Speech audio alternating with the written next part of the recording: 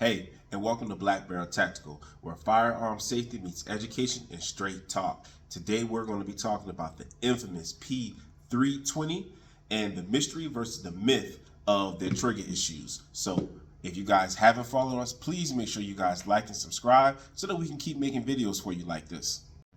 First thing I gotta ask is, would you trust your life to a pistol that claims to have drop safety issues or sometimes can go off on its own by itself in the holster? Let's talk about it. So, as we guys know, the P320 is not new to controversy. It was first released in 2014. Around 2017, it started having controversies as far as issues, as far as their drop safety is concerned.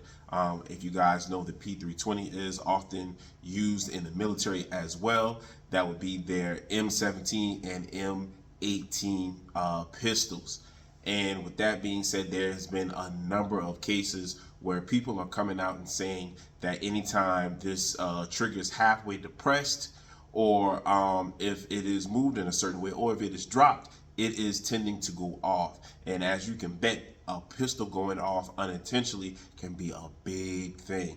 So with that being said, we're going to talk about SIG's response to all of this that happened. So when it first came out, they denied, but they acknowledged the concerns. And what that means is, they kind of sat down and went back to the lab and they was like, hey, listen, we understand how this could potentially happen. This could potentially be an issue. We're going to come up with a fix for it.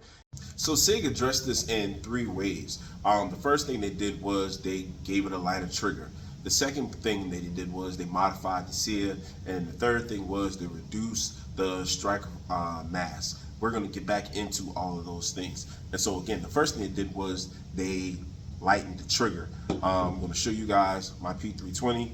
See that it is empty, right? And so if you look at the original first P320, you'll see that it had a much bolder and a much thicker trigger. Their way around this was, hey, listen, if we limit and lighten the load of the trigger, it's going to have less mass. Less mass means less inertia, which means the likelihood of this going off is going to be nil to zero. They also did the same thing with the sear. Again, the heavier the trigger was, the heavier the sear was, it was more prone to impact when these type of motions were made. And the motions that were made are quite simple. And what it was is that once this is depressed such a little bit, just enough to where this is coming out, you could press on the part of the muzzle and it would go off. This is a P320 that was made after that, so because of that, it does not have that issue. So again, firearm is empty. I can do this and don't have to worry about it accidentally going off because it already has the upgraded trigger, it has the modified sear, it also has the reduced striker mass. So again, all of this was about reducing the moving parts that are in it so that it doesn't have enough mass or enough inertia to allow it to go off. And so what SIG was doing was, again, after they figured out those three things, the components that were wrong, they actually made a voluntary program of, hey, listen, if you have a SIG P320, send it back to us and we'll switch out these components for components that are very less likely to do this or don't do this at all. And so that's what's been going on. So typically, if you have a pistol that has been made, I think it's after like 2018, 2019, you guys don't have to worry, but you guys can go on SIG's website and type in the serial number of your pistol. If it qualifies, you send it off to them and they will fix it and upgrade those parts for free. Moving on though, part of the backlash that they've been having is part of police departments have been saying, hey, listen, until you guys upgraded all of ours, we were going to discontinue the use of these on our force. Some of the military lines were having some of the same issues. So from my understanding, they have all upgraded all of those things. And they're still going through court. They're still fighting the litigation of everything. Now, in some cases, I think they did settle, but for the most part, everybody is still going to court. So that's where we're at with that. So again, if yours has already been upgraded or yours is made after the point where these changes are now stopped, you guys should not have to worry about that.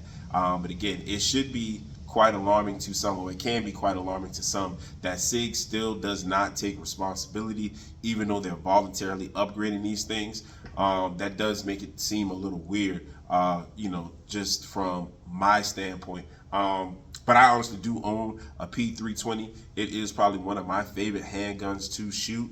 It is a range bag. I have not made it a EDC, just because I'm still a little eerie about it. Even though mine does not do the things that other people's have done. I have tried, the drop test on it several times. I have tried manipulation with the trigger while pushing down and jiggling the muzzle of the gun, and I still have not yet to have one.